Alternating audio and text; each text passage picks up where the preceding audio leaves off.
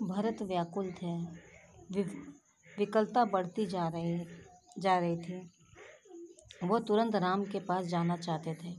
महाराज ने उन्हें वनवास दे दिया है 14 वर्ष के लिए। सीता और लक्ष्मण भी साथ गए हैं। कैकेयी ने भरत का मन पढ़ते हुए कहा। वह जानती थी कि भरत यहाँ से सीधे राम के पास ही जाएंगे। अर्थात भरत का बच्चों मन अब क्या था, और व्याकुल बढ़ते जा रहा था। उनकी जो अंदर की और विडंबनाएं थी वो सारी एक एक करके बाहर आ रही थी। उन्हें नहीं समझ में आ रहा था कि उन्हें क्या करना है क्या नहीं करना है। वो बहुत असमंजस में पड़े थे और कुछ तय नहीं कर पा रहे थे। फिर इस नाते से वे बार बार उनकी जो मन की आशंका थी वो क्या थी, कहीं ना कहीं धीरे धीरे एक के बाद एक आगे बढ़ती जा रही थी। तो ये चीज़ की विकलता महारानी कैकेयी से छिपी नहीं थी। अंततः उन्होंने राम के वन जाने की बात भरत को बताई। महाराज ने उन्हें वनवास दे दिया 14 वर्ष के लिए। अर्थात उन्होंने 14 वर्ष के वनवास के बाद, और सीता लक्ष्मण भी उनके साथ गए हैं। ये दोनों बातें उनको बता देती हैं। कैकेयी ने भरत का मन पढ़ते हुए कहा। कैकेयी इस बात को जानती थी और वो अपने पुत्र के स्वभाव से भी भली भांति परिचित थी, इसलिए उसके मन को वो समझ जाती हैं। वो जानती थी कि भरत यहाँ से सीधे राम के पास ही जाएंगे। इस नाते से उन्होंने राम द्वारा जो घटी घटनाएं यहाँ थीं वो सारी उन्हें बता दी। परंतु वनवास क्यों? भ्राता राम से कोई अपराध हुआ? इस बात को भी भरत मानने को बच्चों तैयार नहीं थे कि उन्हें वनवास क्यों दिया। भाई राम ने कोई अपराध किया था क्या? ऐसा वो कैकेयी से पूछते हैं। राम ने कोई अपराध नहीं किया। महाराज ने उन्हें दंड भी नहीं दिया। इसके लिए मैंने महाराज दशरथ से प्रार्थना की थी। मुझे तुम्हारे हित में यही उचित लगा। मैं तुम्हारा अहित नहीं देख सकती थी, कैकेयी ने कहा। वरदान की पूरी कथा सुनाते हुए उन्होंने कहा, उठो पुत्र, राजगद्दी संभालो। अयोध्या का निष्कंटक राज्य अब तुम्हारा है। अर्थात यहाँ पर अब कैकेयी कह रही हैं कि नहीं, राम ने कोई अपराध नहीं किया था और ना ही महाराज ने उन्हें कोई दंड दिया है। इसके लिए मैंने ही महाराज से प्रार्थना की थी। अर्थात ये जो सारी चीज़ें घटी हैं, इन चीज़ों के लिए मैंने उन्हें बाध्य किया था। मुझे तुम्हारे हित में यही उचित लगा। अर्थात मैं तुम्हारा भला करना चाहती हूँ ना, इसलिए मैंने तुम्हारे लिए जो सही समझा वो कर दिया, क्योंकि मैं तुम्हारा बुरा कभी देख नहीं सकती थी।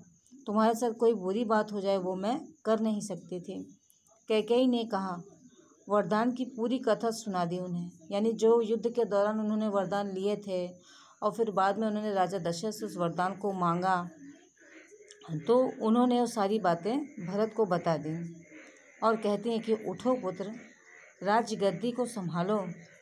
अयोध्या का निष्कंटक, यानी अब ये बाधा से रहित राज्य तुम्हारा है और इसकी रक्षा तुम स्वयं करो। भरत अपना क्रोध रोक नहीं सके और चीख पड़े, यह तुमने क्या किया माते? ऐसा अनर्थ, घोर अपराध, अपराधीन हो तुम। वन तुम्हें जाना चाहिए था, राम को नहीं। मेरे लिए यह राज्य अर्थहीन है। पिता को खोकर, भाई से बिछड़कर नहीं चाहिए मुझे ऐसा राज्य। अर्थात बच्चों, यहाँ पर अब भरत अपने क्रोध को रोक नहीं पाते हैं और वे बहुत तेज़ी से चीख पड़ते हैं और अपनी माँ को धिक्कारते हुए कहते हैं कि यह तुमने क्या किया माते? ऐसा घोर अनर्थ। अनर्थ का बच्चों अर्थ होता है कि गलत करना, यानी ये धर्म के विरुद्ध कार्य किया गया, ऐसा उनके कहने का तात्पर्य था। और ये बहुत बड़ा अपराध भी उन्होंने कहा, और उस अपराध को करने वाले अपनी माता को भी अपराधीन कहा। वन तो तुम्हें जाना चाहिए था। अर्थात भरत गुस्से में, आवेश में आके कह रहे हैं कि वन तो तुम्हें जाना चाहिए था, राम को नहीं। मेरे लिए राज्य अर्थहीन है, यानी इस राज्य को अगर मैं पा भी जाऊं तो मुझे इस राज्य का कोई अर्थ समझ में नहीं आता। ये तो मुझे बेकार, एकदम बिना किसी अर्थ वाली ही चीज़ दिखाई देती है। और पिता को खोकर, भाई से बिछड़कर नहीं चाहिए मुझे ऐसा राज्य, यानी जिस राज्य के लिए मैं अपने पिता, अपने भाई और सभी को खो चुका हूँ, उस ऐसे राज्य की इच्छा मुझे कतई नहीं है। और जिस राज्य में ये 2 लोग नहीं तो ये राज्य ही पूरा अर्थहीन है। और ऐसे अर्थहीन राजा, इस राज्य का अधिकारी मैं बनना नहीं चाहता, इसलिए मैं इस राज्य को नहीं प्राप्त करना चाहता। इस बीच मंत्रीगण और सभासद भी वहाँ आ गए। भरत बोलते रहे, तुमने पाप किया है माते, इतना साहस कहाँ से आया तुम में? किसने तुम्हारी बुद्धि भ्रष्ट की? उल्टा पाठ किसने पढ़ाया? यह अपराध अक्षम्य है, मैं राजपद नहीं ग्रहण करूँगा। तुमने ऐसा सोचा कैसे? सभासदों की ओर मुड़ते भरत ने हाथ जोड़कर कहा। अर्थात बच्चों, ये सारी बातें हो ही रही थी कि तभी वहाँ पर मंत्रीगण और सभासद यानी मंत्री जितने सभा के नियुक्त अधिकारी थे वो सभी लोग वहाँ आ जाते हैं। और वो भरत बोलते रहते हैं, लेकिन भरत क्या ऐसा काफ़ी क्रोधित हैं और क्रोध में ही वो क्या कर रहे थे, वो बोलते ही जा रहे थे और अपनी माँ से कहते जा रहे थे कि तुमने बहुत बड़ा पाप किया है, इतना साहस तुम में कहाँ से आया माते? किसने तुम्हारी बुद्धि भ्रष्ट की यानी दुष्ट, यानी कि एक सही दिशा में ना ले जाकर गलत दिशा में ले जाकर किसी कार्य को करना, और सामने वाला अगर उस कार्य को कर दे तो यहाँ पर उसी चीज़ को दर्शाया जा रहा है कि भ्रष्ट करना यानी कि खराब कर देना। उल्टा पाठ किसने पढ़ाया, यानी कि ये सही दिशा में ना ले जाकर गलत दिशा में तुमको ये पाठ यानी ये दिशा किसने तुम्हारे लिए तय की? यह अपराध अक्षम्य है। अर्थात यह अपराध, अक्षम्य का अर्थ होता है बच्चों जो क्षमा ना किया जा सके।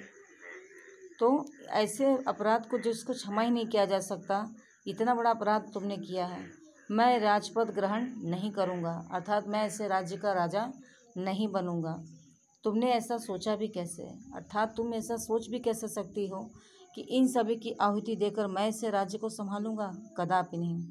सभासदों की ओर मुड़ते हुए भरत ने हाथ जोड़कर कहा, यानी जितने भी सभासद वहाँ बैठे थे सबकी तरफ हाथ जोड़कर और कर्तव्य प्राण को यहाँ दर्शाते हुए कहते हैं बच्चों कि आप भी सुन लीजिए, यानी आप लोग जितने लोग यहाँ मौजूद हैं आप लोग भी इस बात को जान जाइए कि मेरी माँ ने जो किया उसमें मेरा कोई हाथ नहीं, अर्थात मेरी माँ के द्वारा किए गए कार्य में मेरा कोई भी हाथ नहीं है, इसे मैं स्वीकार नहीं करता।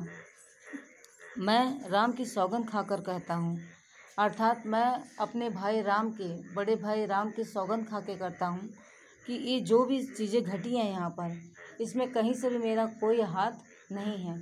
ये सारी बातें सिर्फ माता कैकेयी का हठ और उनकी बुद्धि भ्रष्ट होने के नाते उन्होंने इस सारी चीज़ों को किया है। मैं राम, अब पेज पलटी करेंगे बच्चों, पेज नंबर 28 पे आ जाएंगे।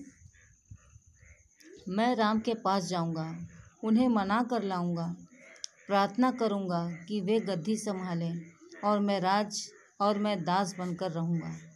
अर्थात यहाँ पे भरत ये कह रहे हैं बच्चों कि मैं राम के पास जाऊंगा और उन्हें मना के लेके आऊँगा और प्रार्थना भी करूँगा कि भैया इस गद्दी को आप ही संभालें, ये गद्दी आपकी है, मेरी नहीं, मैं तो केवल आपका दास हूँ। यानी मैं आपका केवल, दास का अर्थ होता है नौकर।